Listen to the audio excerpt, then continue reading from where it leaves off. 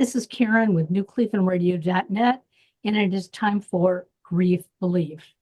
Now, some of you may think that grief is something you experience when you lose a loved one, you lose a loved pet, the loss of something tangible. But we're going to talk about loss today in a different way, and many of us are grieving for many, many reasons. And Alison is going to lead us on because you've done, I think, the most research in this area. And I totally respect what you have been doing. So give us a little bit of background. What are we really talking about when it comes to grief? And is there any kind of resolution? Yeah, so we talk about the understood kind of grief is a person that you love or a pet that you love dies and you grieve. That is what people understand. Pretty universally, you would say, okay, yeah, that's grief. And that can be, any person. But there are all kinds of other griefs. So, when you lose a job that you love, I've been seeing all these posts from especially National Park Service people on Facebook who've lost their jobs. When you have to move, when you lose a home. And that's particularly relevant during the LA fires. The LA fires leveled parts of California, enormous parts of California, and entire communities were decimated. And some people kept their homes, some people lost their homes, some people lost lives, pets, but they also lost the community that they lived in. The place that they went to have breakfast on Valentine's Day, their children's schools. So that's a different kind of loss. So that's a loss of home, like the place you live, but it's also a loss of home as in, where do I belong? And all the memories. So if someone loses a home, what were they able to get away with?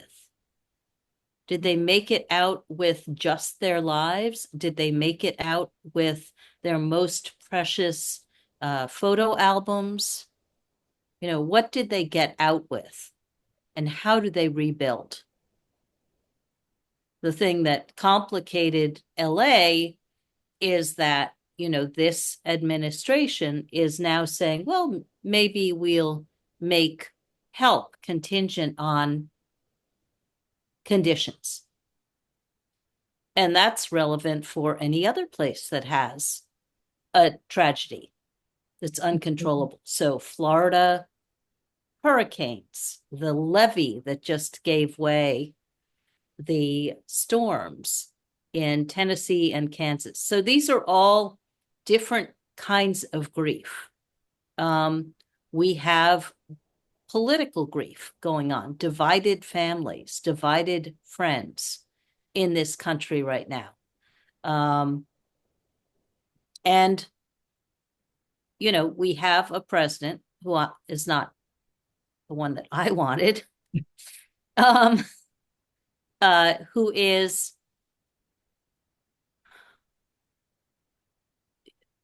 making moves that are illegal and unconstitutional and inhumane. And so a lot of the things that he's done are now headed to the courts to be adjudicated.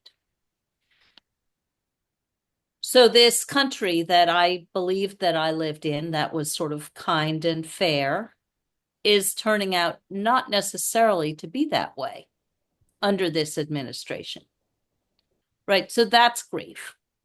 It's grief of a home, a country.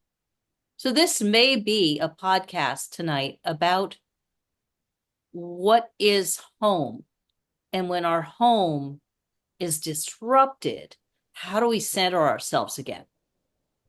How do we take back our own power?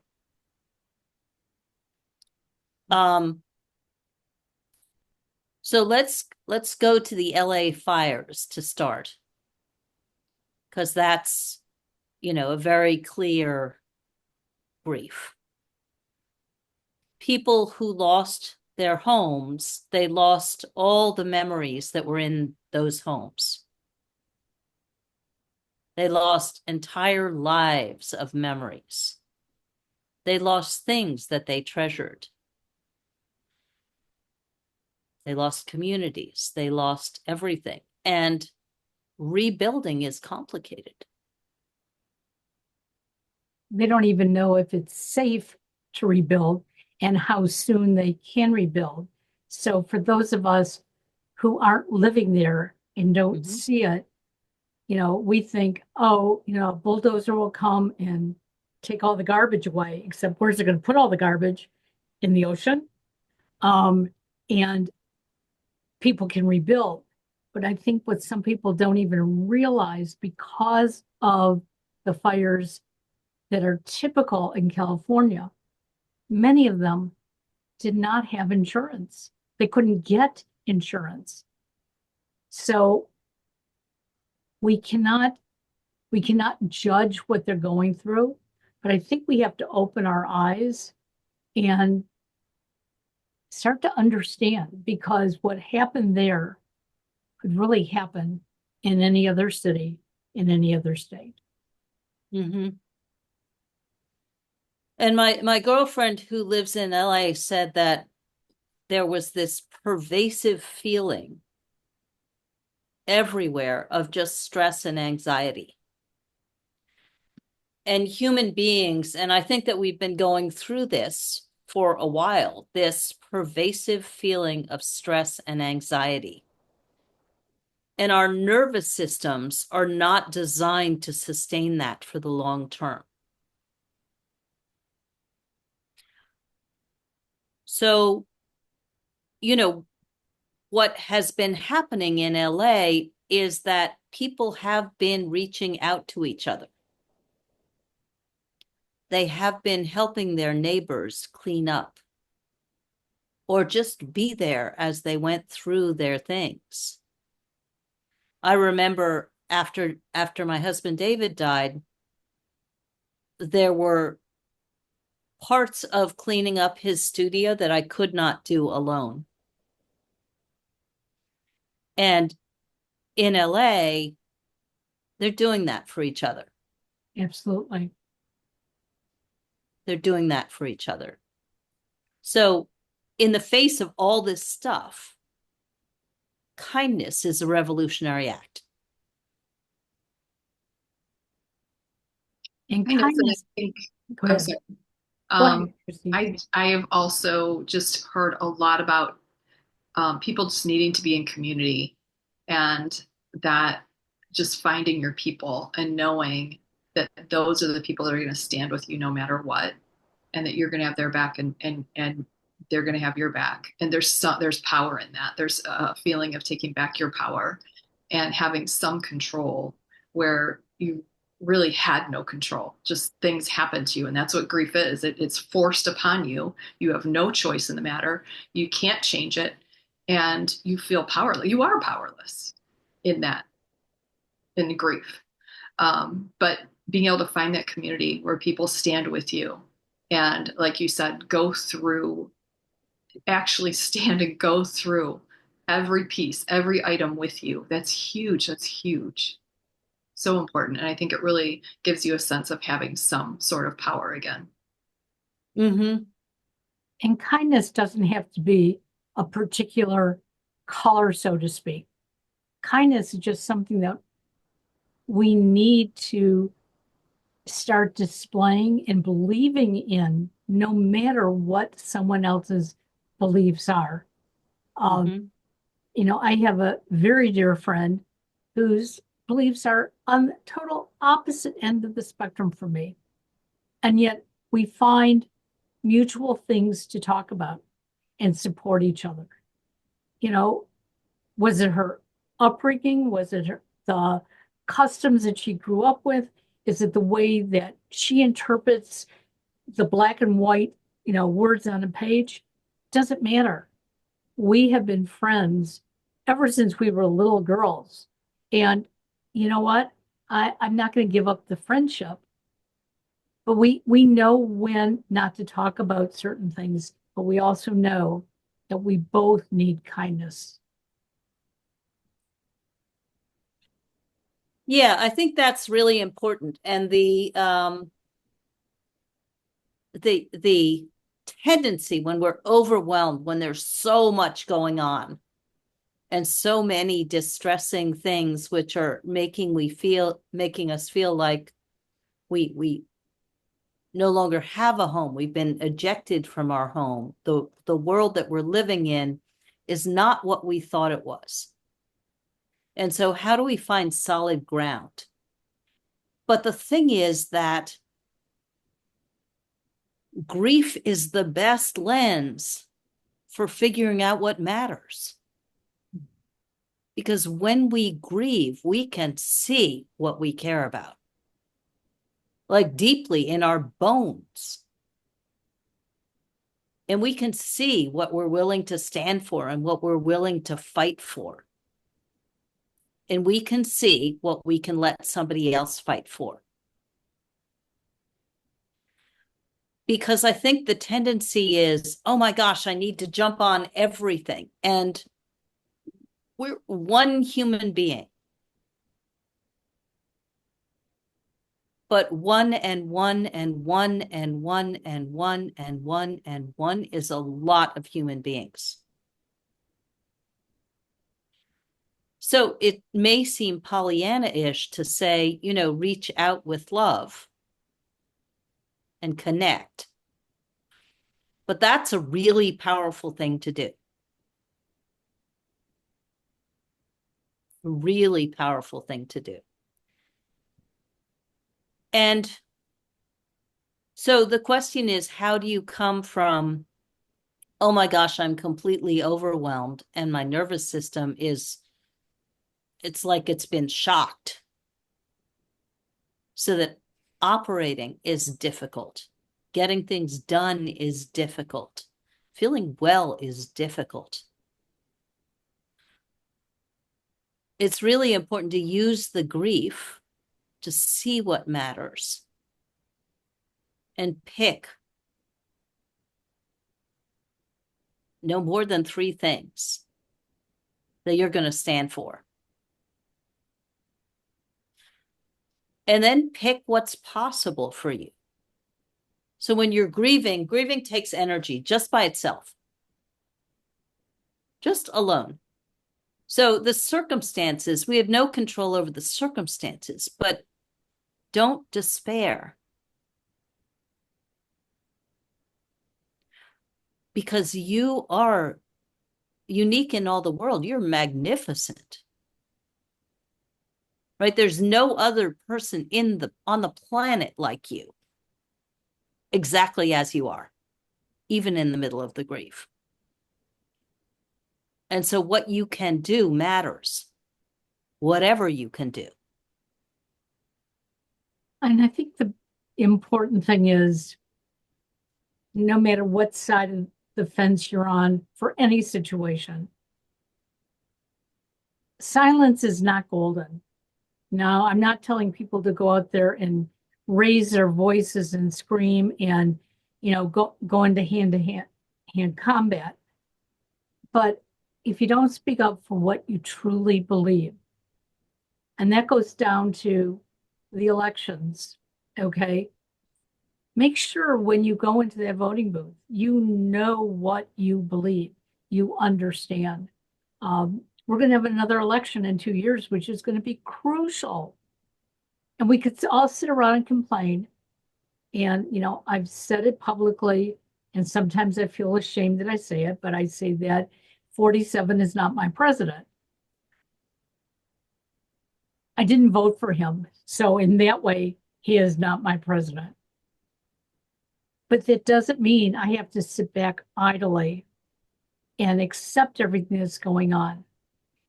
You did something a couple of weeks ago, Alison, which struck a bell. And you said, I started writing my congressmen and senators. And I started thinking about my congressmen and senators, and most of them are Republican. And I thought, are they going to listen? And interestingly enough, I got a message back that said, thank you for bringing some of this to our attention. You are not the only person in the community who feels this way. Now, does that mean that particular senator is going to turn around and support all my beliefs? No. But it sounds like they're at least reading the letters that they're getting. That's a step Yeah. in that direction. Absolutely. And the thing is that when you feel like you need to speak about something, about anything, and you don't, and you stuff it down, it actually is unhealthy. So in this moment, whether or not they will do anything with what you said with making that phone call, you've expressed yourself. So you have communicated from you to them about how you feel. And I think it's deadly not to speak out. It's not healthy. It's basically not healthy. It's not healthy to stuff down your feelings.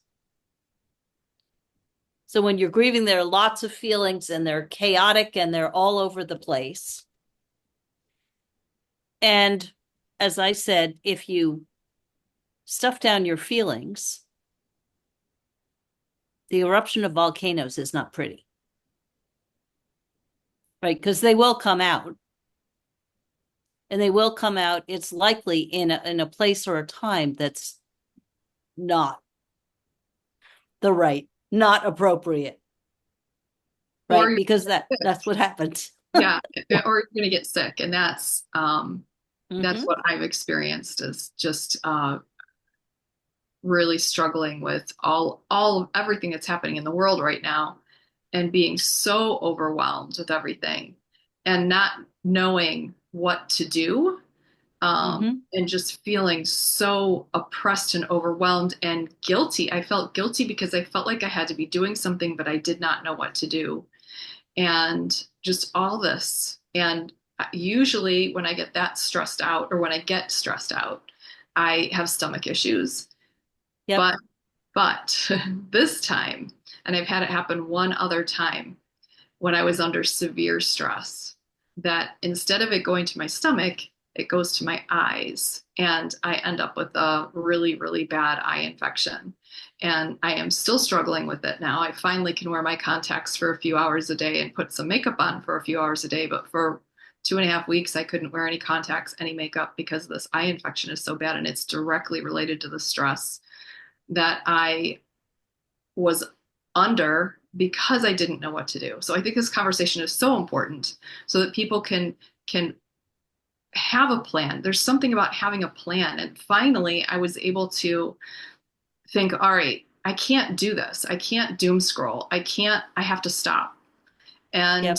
I stopped and I made a plan. And my plan was to sign up for an email that was a news email that I trust, that gives me just very concise blurb about what's going on. And then they give you a link. And if you want to dive in deeper, you can go to the link. And then I also decided that I could call my representatives. And I did that. And that made me feel so, I'm telling you, just like you were just saying, by writing, by calling them and actually being able to say the words, my anxiety just went down. It was huge to do that. And then the other thing, I was like, I can donate money. I can do that as well. And so I had like this plan that really helped to like alleviate that stress and anxiety. And then also having that community, I think is hugely important too. So really important conversation we're having right now to help people with this intense emotional grief. And it's not just grief, it's the unknowing of what's coming. That is grief, I guess, in a way. It's a loss of control that you have. So this is all just so important. So I'm excited that we're talking about it. But that was my plan, and that has helped me. You know, what has upset me, I think, the most, being Jewish, when I was growing up, a lot of my friends had parents who either were in concentration camps or their grandparents were. I was very blessed. My parents and my grandparents all came to the United States way before that ever happened. But I felt guilty as a young teen that my friends were telling me about how true the horrors really were. And when I started seeing some of the things going on, you know, in 2016 and again now, it's like, didn't we learn something from the past? We're supposed to learn from our mistakes. And I started feeling guilty. Maybe I didn't share enough information. Maybe I didn't do my research well enough and let other people know. And I had to come to grips with it and say, I can't feel guilty anymore. All I can do is keep taking steps forward. And that's why, when Alice and I talked about today's podcast, and we actually talked about it a couple months ago, even before the fires in LA, I believe, that, Yep. So much is happening with hurricanes and floods and global warming. And we could go on and on. And it's not like we haven't had these things in the past, but somehow we've let it overtake us. And I'm going to blame it on the media. It's right in front of us 24/7.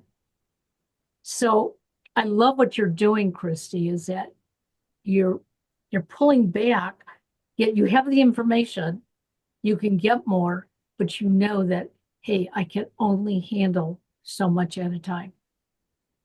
And I think most of us have to start doing that. Yeah, so I think we've pulled out some really important points here.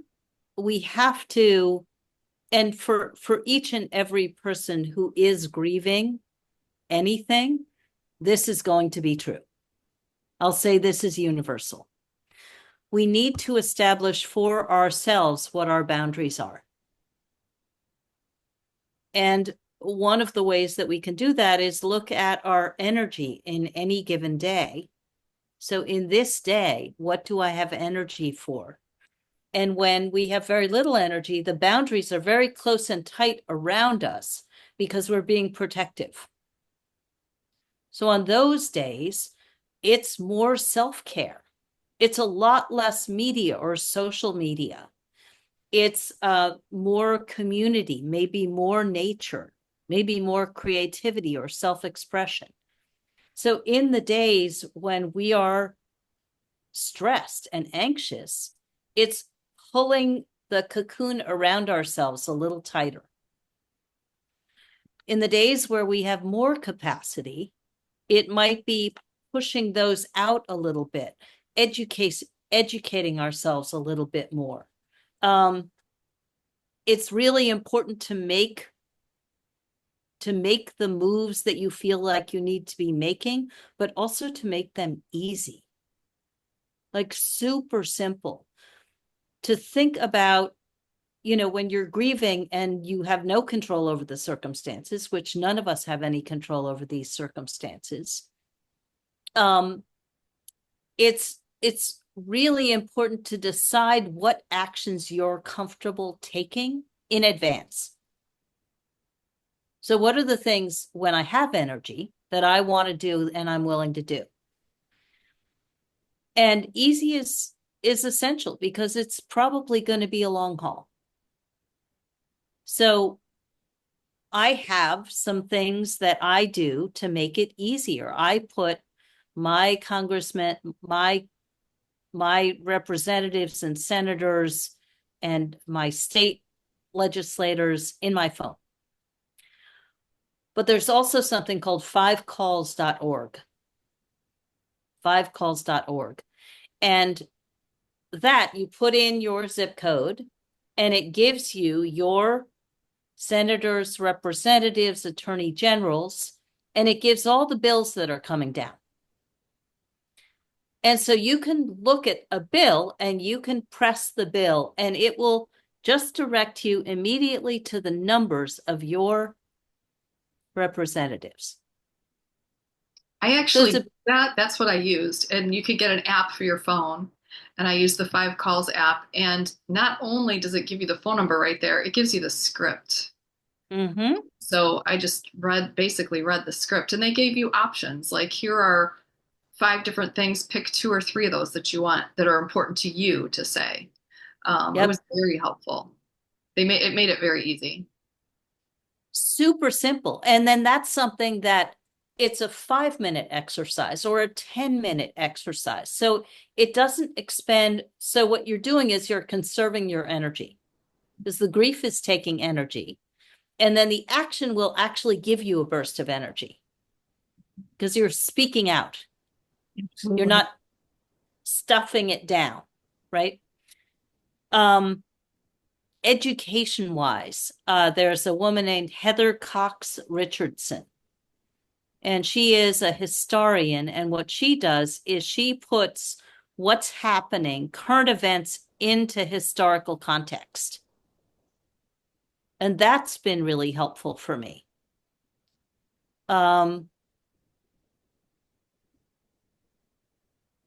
It's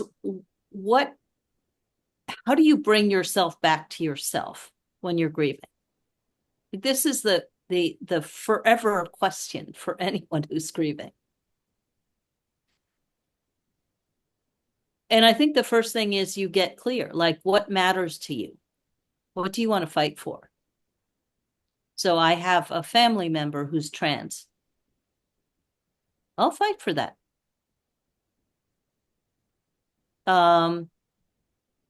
I care about health.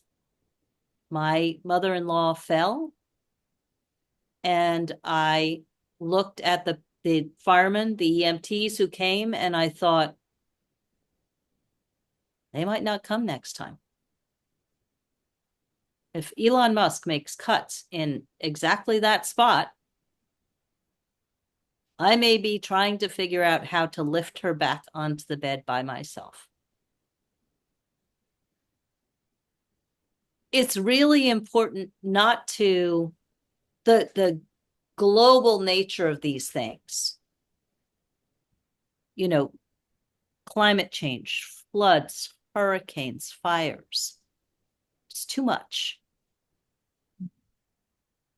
The fact of the matter is we can't do anything about these big, huge things. We just can't. But we can look at specifics, the small stories, and we can impact those.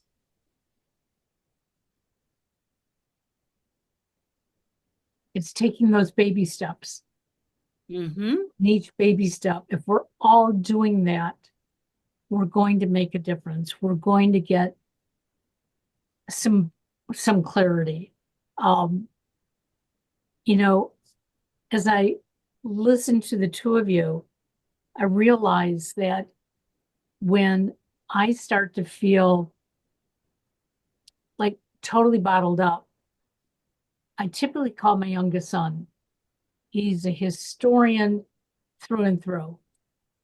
And he changes my perspective, even though we believe in the same things.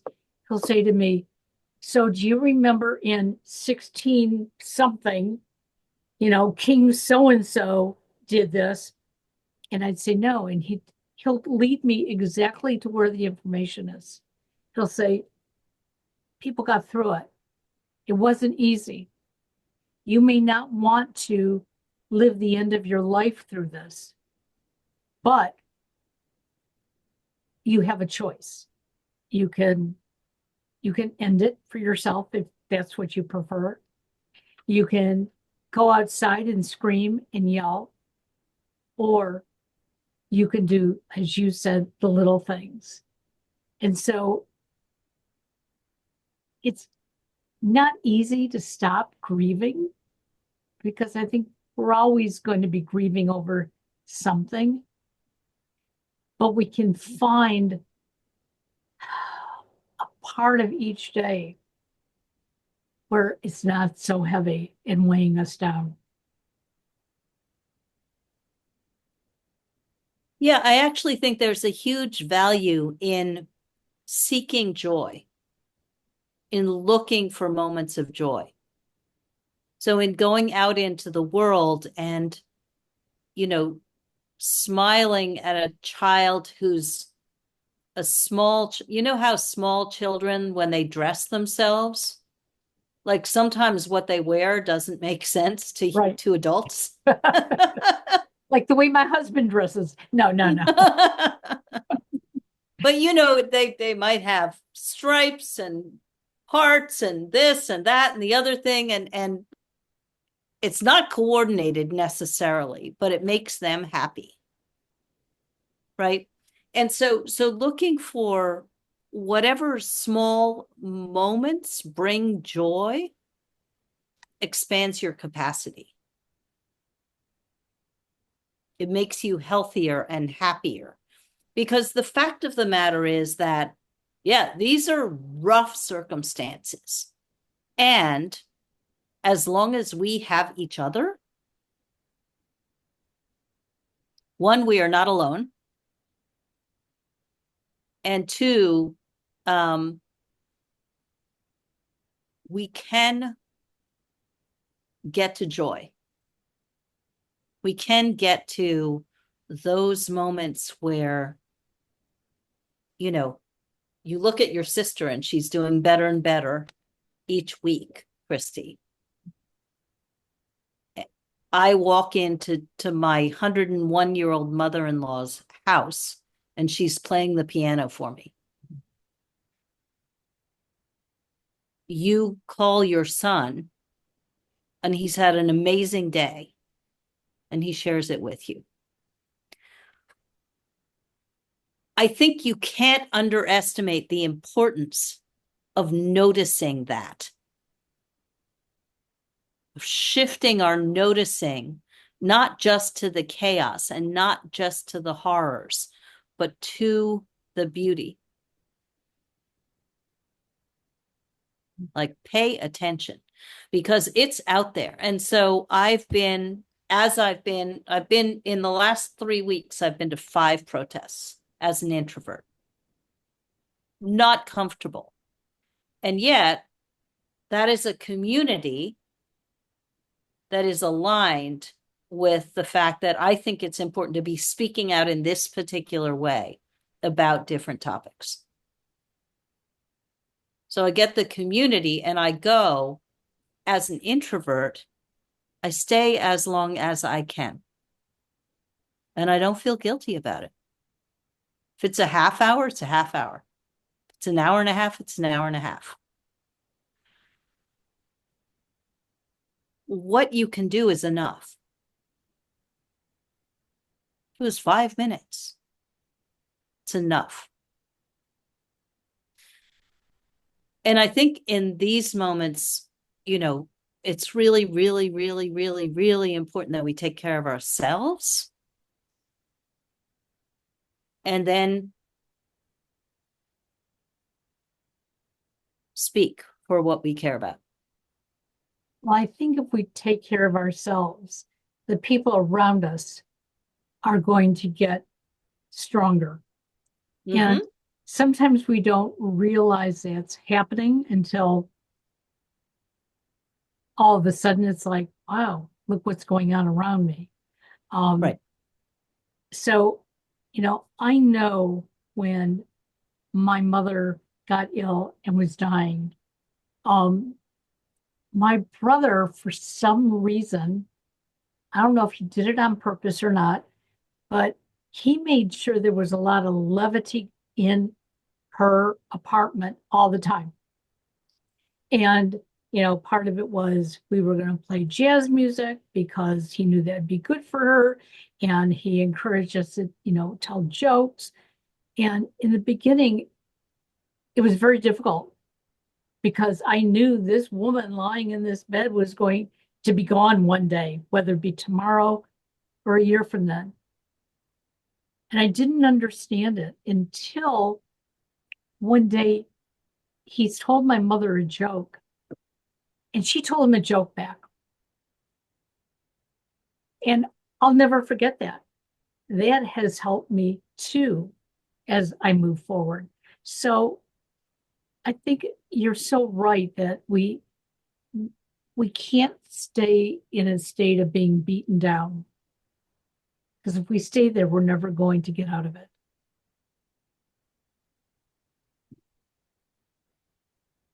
Yeah, we can exist in, we can't control the circumstances. And I really want to emphasize that, but that does not mean there's no hope. We can control the loops that we live into. So what are we going to choose? Are we going to choose, there's nothing I can do, I'm despairing? We can choose that, or we can make a phone call or a set of phone calls and express ourselves. It doesn't matter what they do on the other side. So you can't control that. I mean, it would be nice if we spoke and they actually responded in the way that we want them to respond, but guess what? That's not life. Right? They will or they won't. Can't control it. But you can control that. Like, I think of voting. If I vote, I have a right to complain if my person didn't get in. If I didn't vote, I have no right to complain. I didn't even put my foot in the game. Right? So if I speak out, then I spoke out and said what mattered to me. No matter what they do, that matters. That's one more voice. And the fact of the matter is you don't know how many voices there are speaking out. And the voices may have different opinions. But to have a healthy world, we need to be able to express ourselves. Otherwise, we're just imploding. Right? And with grief, one of the things that I see as a gift of grief is that it makes people unapologetically truthful. And it makes them willing to fight for what matters. So I have a question for the two of you because you both do grief coaching. Mm-hmm. If somebody were to come to you and say, I'm just having a real hard time with all this, I'm grieving over the fact that I know government officials who lost their jobs, that certain programs are getting cut and it's affecting my community. How do I get through this? Could either one of your programs help an individual so that they don't feel so stuck? Because I know, Kristy, I've gone back and I've written a letter actually to myself, to my grieving self, about, it's okay that you don't have all the answers. It's okay that you can't go to, a protest. It's okay that sometimes you shy away from people. It's like, and when I wrote it, I didn't realize, but I was following the steps that we did in your program. And it's like, so for our listeners, if they wanted to reach out to a grief coach, is that something either one or both of you could do? Yeah. In the work that I do, the first thing is to reconnect to yourself and get grounded. Because until you do that, you can't make any good decisions. You're just floundering around. And that is the way that you take back your own power. And then you move forward into what you want to do. And that's individual for each person. You know, is the path, do you just want to donate? Do you want to make a call? Do you want to do nothing except take really good care of yourself? Do you want to go to protests? It doesn't matter. It's what the person needs and what the person wants to do. But until they can come back to themselves, that's not even possible to discern. Well, Yeah, and with the grief recovery method, it's we start off with really learning about grief and learning about the misconceptions about grief, and then we kind of go through a very specific process that takes you from that place of just that incredible pain to a place of healing. So you're just going through this very specific process that gets you. So it does kind of the same thing where you're figuring out what is it that I really need to hone in on and look at. And we go deep, really deep into that grief and looking at it and dealing with it. And I think that's important for our listeners to know, you know, grief coaching is another community that may get you through what you're experiencing. And you may not have labeled it as grief. And I'm sure a lot of people haven't. You know, it's has so many different labels, but I think when you stop and think about it, you know, what is hitting you hard in your heart day in and day out? And, you know, I've gotten to the point where, you know, I see it physically in my body. And, you know, I'm realizing those are the days, like you said, I have to cocoon closer because I better take care of myself. When I have more energy, you know, I can spread out a little bit more. So it's baby steps. Yep. And I think it's really important to note that grief doesn't ride alone. It's a grief, fear, anger, shame, guilt. These are all things that you see with grief. And sometimes people think, well, but if I'm angry, is that grief? You know, yeah, very often it is. At the base of most things is grief. Yes. Yes. Well, let's wrap it up for our listeners because again, I'm sure we have listeners out there who are on the opposite side of the fence as us, but I'm sure they're hurting too. Okay. They don't understand us. And especially if they've been friends with us and now, for whatever reason, have pulled away because we think differently, there's that grief there. So this could help everyone. Yeah. We are more connected than we are separate. Always.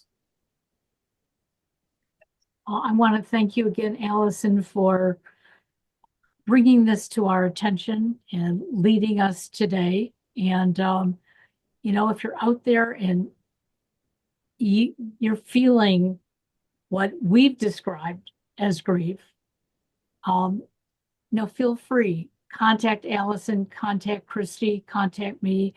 We'll make sure that we get you in the right place. And just take care of yourself. Because if you take care of yourself, the world's going to be a better place. Thank you, ladies. Have a wonderful evening. Bye.